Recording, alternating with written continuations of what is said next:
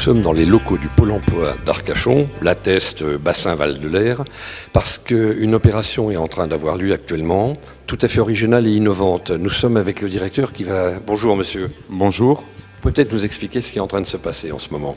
Bien voilà, Leclerc nous a confié un recrutement en nombre pour ses employés libre-service et hôtes de caisse.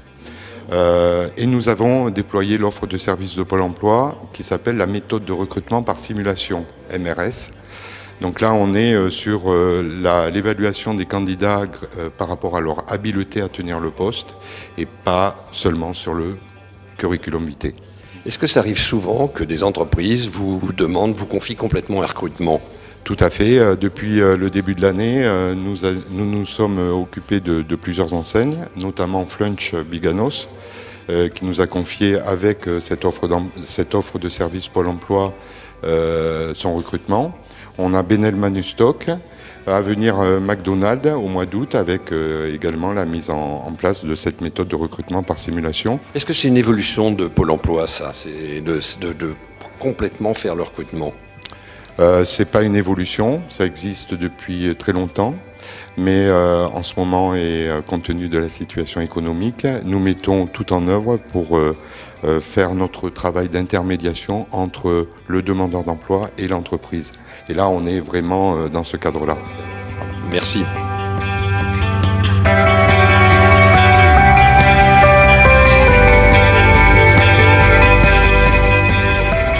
Alors nous sommes avec monsieur Duffieux. Bonjour monsieur. Bonjour. C'est vous qui en fait êtes un petit peu l'homme des tests, dirais-je. Oui, enfin, c'est mon équipe surtout, mais c'est vrai qu'on met en œuvre la méthode de recrutement par simulation au travers d'exercices bien particuliers pour les employeurs. Est-ce que vous pouvez nous expliquer ce que c'est que cette méthode? Alors, la méthode de recrutement par simulation va recréer par analogie le poste de travail et permet de sélectionner des candidats en fonction de leur habileté, leurs compétences, autrement que par lettre de motivation ou CV.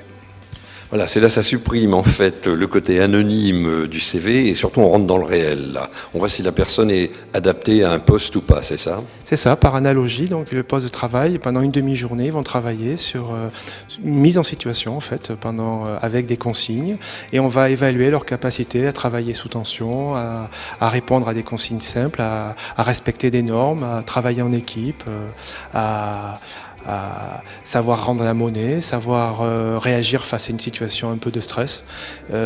On va essayer de recréer en fait ce qui se passe dans la vraie vie. Voilà. Mais dites-moi, ça va très loin parce que ça va jusqu'à faire la musique de l'hypermarché, les annonces, etc. Non, la musique, non, mais les bruits en tout cas. C'est ça. Il n'y a pas que l'hypermarché, en catalogue, il y a une centaine d'exercices qui existent. Aujourd'hui, donc, dans le cadre de l'ouverture de Leclerc, effectivement, on va recréer le bruit qu'on peut entendre dans un magasin avec des interpellations clients, avec des appels au micro, de façon pas forcément à déstabiliser le candidat, c'est pas le but, mais que vraiment ils se sentent plus dans une salle Pôle emploi en train de faire un exercice, mais dans un hypermarché, un supermarché, pour travailler comme ils vont rencontrer la situation qu'ils rencontreront dans quelques temps quand ils seront embauchés. Et donc voir si en fait ils sont adaptés à ce genre de métier. C'est ça, et voir s'ils sont adaptés et surtout ça permet à des gens qui n'ont aucune expérience dans la grande distribution de mettre en avant de réelles capacités, des compétences, chose qui n'aurait pas été possible sur simple CV puisque le CV de par leur expérience passée, ils auraient pu être écartés du recrutement. Monsieur Bluteau, le directeur du Leclerc, nous disait tout à l'heure qu'il avait reçu 4000 CV. Donc ces CV vous sont transmis, comment ça fonctionne? Non, alors là, sur les 4000 CV, il faut faire la part des choses. La méthode de recrutement par simulation ne permet pas d'évaluer tout le monde. On ne peut évaluer que lorsque les habiletés sont supérieures aux compétences techniques. Alors bon, rapidement, une infirmière ne sera jamais recrutée via la méthode des habiletés. Par contre, une assistante ASH, agent des services hospitaliers, oui, puisque là, on va repérer des compétences clés. Donc là, c'est pareil, tout le personnel administratif, des emplois très techniques comme boucher, etc., poissonnier, ça, on ne peut pas l'évaluer.